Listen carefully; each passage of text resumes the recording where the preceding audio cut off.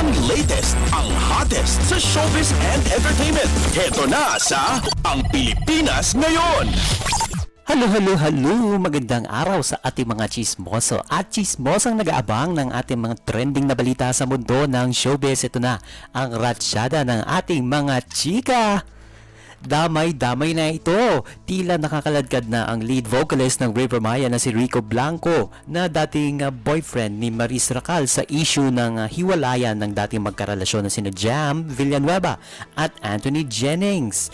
Bunga kasi ito ng naging expose ni Jam sa pamamagitan ng mga inilabas nitong screenshots ng palitan ng text messages na nagpapakita ng pagtataksil ni Anthony sa kanya.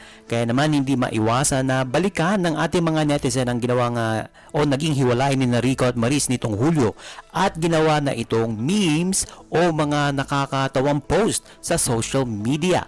Una dyan ang nag-viral na larawan ni Rico na seryosong nakatingin sa camera at nasa background niya ang kanyang desktop computer na ginagamit sa music production at nakalagay doon ang series of convo at mga larawan ni Maris at Anthony na inilabas ni Jam imbes ang mga sinulat na kanta ng sikat na singer. Kahit wala pa tayong naririnig na komento mula sa OPM singer hinggil sa issue ni Maris at Anthony ay nakaabang ang publiko sa magiging pahayag niya. At umabot sa 7 taon ang relasyon ni Anthony at Jam kaya maraming netizens ang nanghinayang sa breakup ng aktor sa kanyang ex. Gayong ito ang kasama niya noong walang-wala pa siya. Anyway, may mga nakalinyang proyekto sina Anthony at Maris sa ngayon at magtatambal sila nagtambal sila sa teleseryeng Can't Buy Me Love ngayong taon at mukhang maapektuhan ito dahil sa controversial na hiwalayan nila ni Jam na isa na riyan ang upcoming online series kasama sina Ian Veneracion, Richard Gutierrez at Daniel Padilla at magkasama rin sila sa pelikula ni Vice Ganda ngayong ika-50 edisyon ng Metro Manila Film Festival. At apektado rin ang production staff ng upcoming online series dahil sa issue at may mga chika na dadalo ang dalawa sa upcoming press con ng pelikula para sa MMFF ngayong taon, ngunit pinagbabawalan silang magsalita o tanungin tungkol sa kanilang pinagdadaanan. Ang latest, ang hottest sa showbiz and entertainment. Heto na sa Ang Pilipinas Ngayon.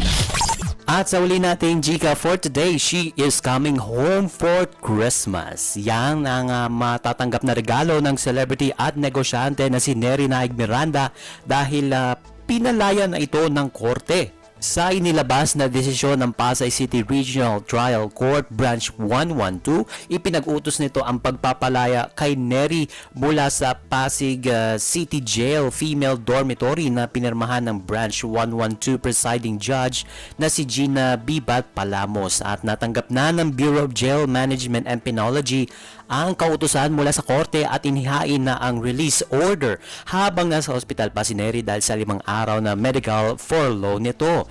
Ibabalik dapat sa Pasay City Jail Female Dormitory ang negosyante pero hindi na ito natuloy.